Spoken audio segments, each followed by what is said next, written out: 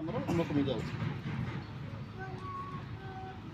ହେଲେ ଆସିବା ବର୍ତ୍ତମାନ ଯେଉଁ ତାଙ୍କର ଦାର୍ଶନିକ କଥା କି ସେ କହୁଥିଲେ ଆପଣଙ୍କର ଖାଦ୍ୟ ଔଷଧ ହେଉ ଔଷଧ ହିଁ ଆପଣଙ୍କର ଖାଦ୍ୟ ହେଉ।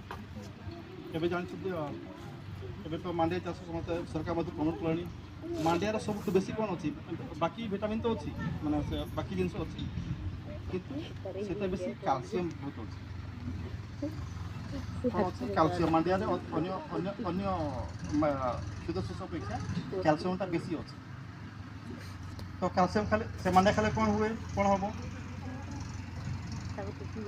କ୍ୟାଲସିୟମ୍ରୁ ଆପଣଙ୍କର ହାଡ଼ ଷ୍ଟ୍ରଙ୍ଗ ହେବ। ଛୋଟ ପିଲାମାନଙ୍କ ବଡ଼ ଅଛନ୍ତି ହାଡ଼ ଷ୍ଟ୍ରଙ୍ଗ ହେବା ଦରକାର। ବୁଢ଼ାବୁଢ଼ୀ ହେଲେ ଯେତେ ଯେତେ ବୟସ ବଢ଼ୁଛି ଆମର ହାଡ଼ ଦୁର୍ବଳ ହେଇଯାଏ, ହୁଏ କି ନାହିଁ? ସେତେବେଳେ ମାଣ୍ଡିଆ ଦରକାର। ତ ଯେଉଁମାନେ ହାଡ଼ ଷ୍ଟ୍ରଙ୍ଗ ହେବ, ଦାନ୍ତ ଭାଙ୍ଗିଯାଏ, ବୁଢ଼ାବୁଢ଼ୀ ଦାନ୍ତ ଭାଙ୍ଗି ନାହିଁ,